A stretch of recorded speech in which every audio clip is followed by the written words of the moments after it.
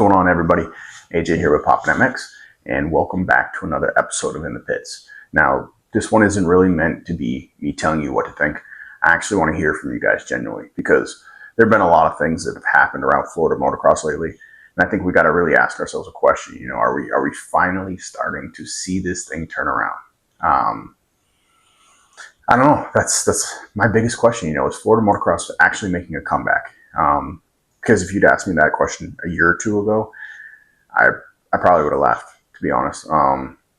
It felt like every time we turned around, you know, we were losing another place to ride. Tracks were closing, insurance problems, land disappearing, and everybody kept asking the same question, you know, where are we supposed to ride now? You know, but lately, I don't know, man. Something just feels different. There's something in the air. And I used to always think like, hey, what happened to Florida Moto? You know, I lived in an area where you couldn't ride year round. So I always just assumed Florida was this place that had unlimited tracks like Cali did back in the day. And, you know, granted, we have a lot of places to ride, but not like I thought.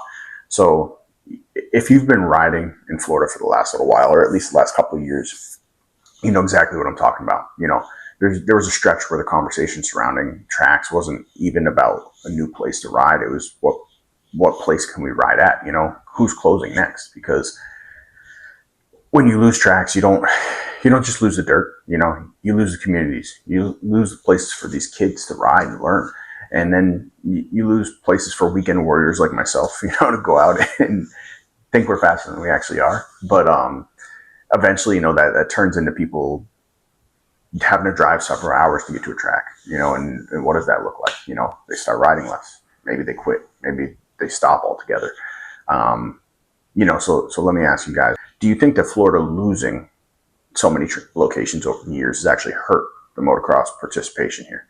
I mean, because I think it has. I think I've seen it directly in my group of friends that I ride with, you know. But enough to, you know, about the negative and things like that. I came on here because I wanted to kind of talk about what's happening now. And now, if you look, the conversations that we're having, they're a little different. I don't know if you saw, but MESA Motocross track is open back up again. Miami MX is back, you know, and they had some insurance situations that were hanging over them.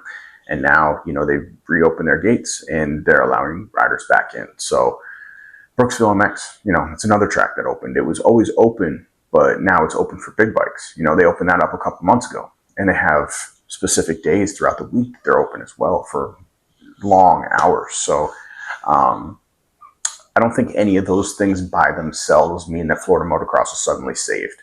But I think if you start stacking that kind of stuff together, the picture looks a lot different. And instead of, you know, us constantly hearing about tracks disappearing, now we're talking about places becoming available again. And I think that really matters, you know, especially because, in my opinion, one of the biggest things motocross really needs is simply accessibility.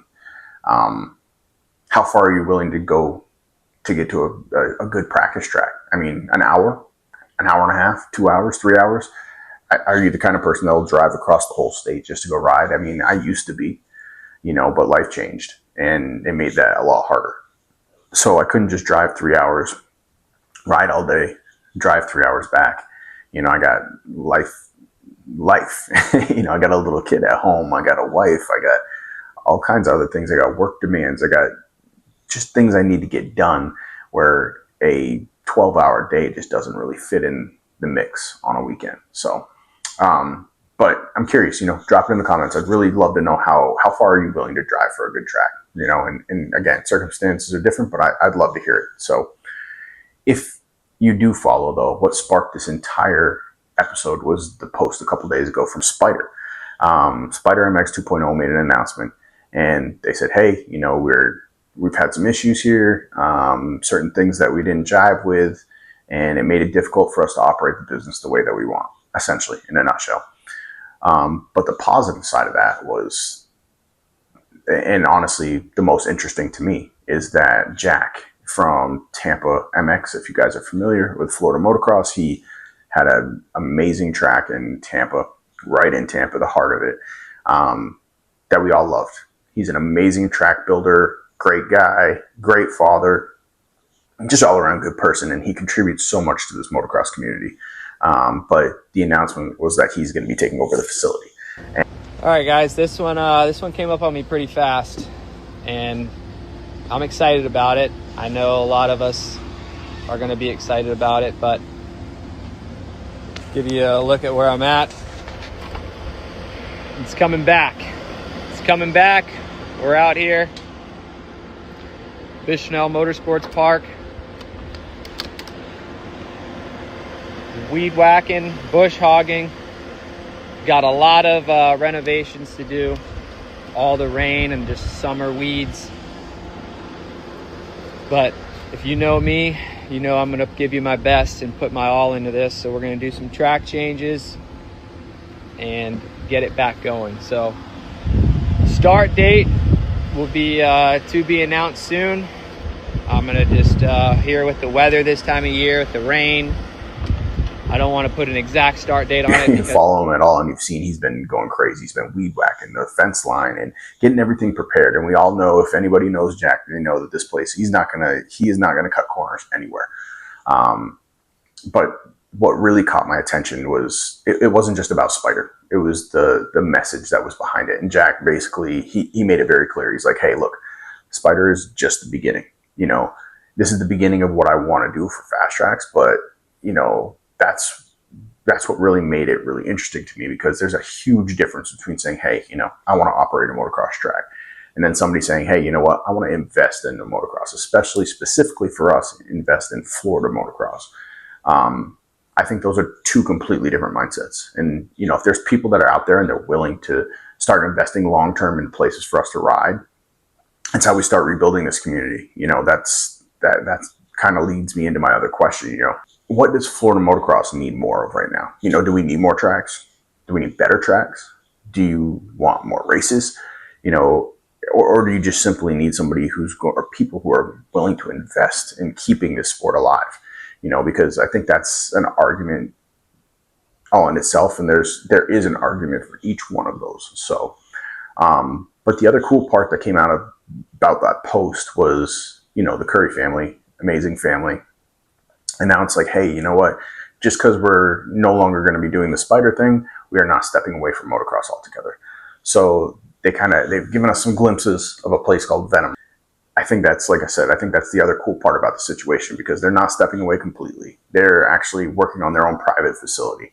And I've seen some glimpses of the track and things like that through videos and other meetings, and man, it looks pretty damn sweet. And of course, you know, Nico's going to be doing some training out there, which Nico's a great trainer, great rider, another awesome person in the moto community. So, but they're talking about doing private sessions. You know, they're talking about doing individual sessions, private sessions, things like that. So, and I think there's some really cool parts of this track that caught my eye. Mike Courey keeps posting a part where they're there and you see somebody doing the 10 Commandments. So they made a 10 Commandments section there. But I guess that kind of brings me to where I guess this whole thing could be headed, you know, or maybe possibly could be headed. And, you know, maybe everything doesn't have to be your traditional public practice track anymore. Maybe you have, you know, your normal open practice facilities, then you have your racetracks, and then you have your training facilities. And then maybe you have some smaller private facilities offering, you know, limited ride sessions. So I definitely, that's another thing I'd love to know is, you know, would you pay more for a private riding day? I mean, if it meant fewer riders, you know, great track prep and better overall experience, I think a lot of people would pay that. Because personally, I mean, I've done that and I would. You know, I think there's absolutely a market for that for sure. Florida has something a lot of places don't, right? In Florida, we have the ability to ride motocross year round. We can ride whenever we want. Yeah, okay. Middle of August, you might melt out of your boots. Middle of January, it's 35 degrees in the morning. But you still can ride year round if you want to. You know, it doesn't matter. And most people envy that. They would love to have that, and they would still ride no matter how hot or cold it is. So we should have a strong motocross community. We have the perfect environment for it, you know. And when you start getting more options back, like MESA MX is now open, Miami MX, Brooksville, Spyder, along with the many tracks that we do have that have continued holding it down for us, you know, we suddenly started looking at Florida as a choice again for riders. And I honestly think competition between facilities is not always a bad thing, because if riders have multiple places to spend their money, I mean, then tracks have to give us a reason to come back, right? Better prep, better layouts, better atmosphere, better communication, just a better overall experience. And that was one of the reasons why I used to love Tampa MX, and I do still like Dade City. Track's not always the same. It would change every month, every 6 weeks, different layout. Yeah, maybe you don't like that layout, but in 6 weeks it might change, and then you get to experience a whole new layout. And I think that keeps it interesting for the riders. So I don't know, all that to say, I think ultimately it's good for the rider. So I don't know if I'd necessarily call all this a comeback yet. It's too early. I think it's probably too early, but we all know, running a motocross facility it's expensive. It's the land to get is expensive. The equipment to maintain it is expensive. The prep and time is money, is expensive, and then you have riders. You'll never satisfy every single rider because you have to build a track that is good for all skill levels, right? So there's always going to be somebody who's dissatisfied. I've had times where I just wasn't satisfied with the track too.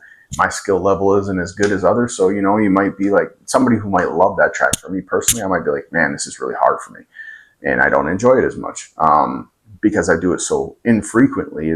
When it's extremely challenging, it makes it difficult for me to enjoy the day. And I've learned to embrace that and enjoy it more. But back in the day, that was one of the frustrations I would have. So I don't know. Opening the gate's one thing. Keeping the gate open for several years to come is another. So that's why I guess the next 12 months are going to be really interesting. And, riders actually supporting these tracks is important, imperative, and very interesting as well. So if they do that and all that coincides, I think we have a long-term thing. We're not just going to be seeing this temporary wave of tracks. We might actually be watching Florida Moto rebuild itself. And I don't know. I guess I'm going to leave one completely open to you guys. One question completely open to you guys, and is Florida Motocross back? That's all I really want to know. Is Florida Motocross back? I have, I guess, 3 questions that coincide with that. So I have more than one question, but one of them is, tell me the track that you'd like to ride at the most. Tell me what track really, I guess, you're most excited about. And I guess most importantly, if you could put a motocross track in any part of Florida, where would it be?